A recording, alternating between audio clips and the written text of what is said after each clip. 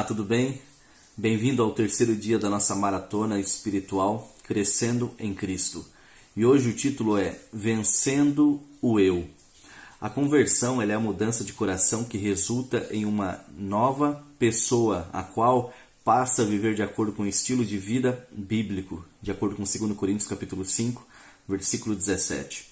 Esse processo de transformação é chamado nas Escrituras de novo nascimento. São João capítulo 3, versículo 5. O novo nascimento tem dois elementos, um natural e outro divino. O natural é a água do batismo. O divino é o Espírito Santo, a terceira pessoa da Trindade. Atos capítulo 2, versículo 38. Sem o Espírito Santo não pode haver novo nascimento. E o batismo não passaria de uma encenação religiosa. Apenas o Espírito pode nos regenerar e renovar, de acordo com Tito, capítulo 3, versículo 5. Leia Romanos, capítulo 7, versículos 14 e 15 e 1 Coríntios, capítulo 15, versículos 50 a 52. O que vem após o novo nascimento? Vamos ao texto de Romanos. Abra aí a sua Bíblia ou acompanhe com a gente a leitura. Eu vou abrir aqui na nova versão transformadora, Romanos capítulo 7, versículos 14 e 15, que diz assim: O problema não está na lei, pois ela é espiritual e boa. O problema está em mim, pois sou humano, escravo do pecado. Não entendo a mim mesmo, pois quero fazer o bem, que é certo, mas não o faço. Aliás, quero fazer o que é certo, mas não o faço. Em vez disso, faço aquilo que odeio. Olha que palavras interessantes aqui do apóstolo Paulo. Vamos aqui a mais um texto de Paulo, que está em 1 Coríntios capítulo 15, versículos 50 a 52. Estou dizendo, irmãos, que nosso corpo físico não pode herdar o reino de Deus. Este corpo mortal não pode herdar aquilo que durará para sempre. Mas eu lhes revelarei um segredo maravilhoso. Nem todos dormiremos, mas todos seremos transformados. Acontecerá num instante, num piscar de olhos, ao som da última trombeta.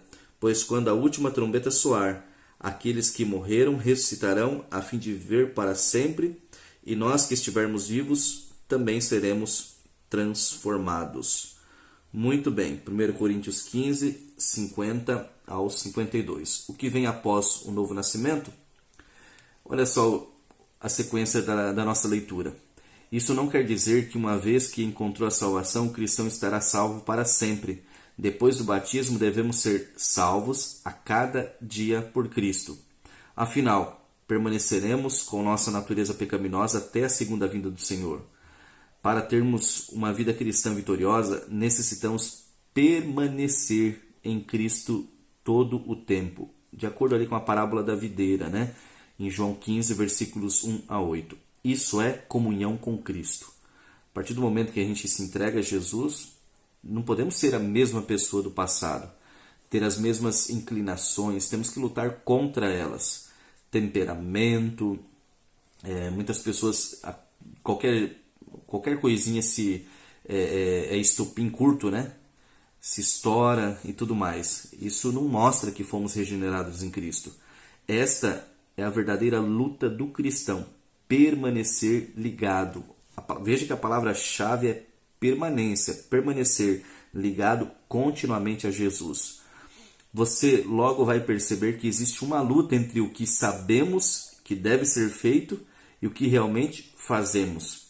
É nesse ponto que muitas pessoas que estão iniciando na fé se desesperam, pois chegam a pensar que após o batismo sua vida seria marcada apenas por vitórias. Na verdade, o que acontece é uma batalha contra o velho homem, uma luta entre a pessoa que éramos antes do batismo e a que nos tornamos após ele. Ellen White nos ajuda a entender essa realidade. Olha o que ela diz no livro Caminho a Cristo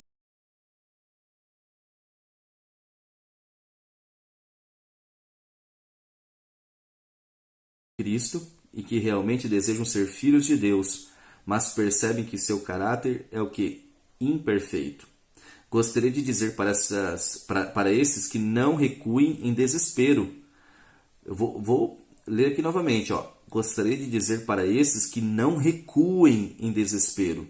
Muitas vezes teremos que nos prostrar e chorar aos pés de Cristo por causa de nossas faltas e erros, mas não devemos desanimar. Mesmo se formos vencidos pelo inimigo, não seremos rejeitados nem abandonados por Deus. Eu amo esse verso, esse texto de Ellen White. Eu amo muito. Não nos tornamos menos amados ao coração de Deus. Esse processo de transformação é chamado de santificação pela fé. Sem ela, ninguém verá ao Senhor. Sem a santificação, ninguém verá ao Senhor. Isso está lá em Hebreus capítulo 12, versículo 14. Precisamos entender 3 coisas. Primeiro, a transformação nos fará semelhantes a Cristo. Ele é o nosso modelo.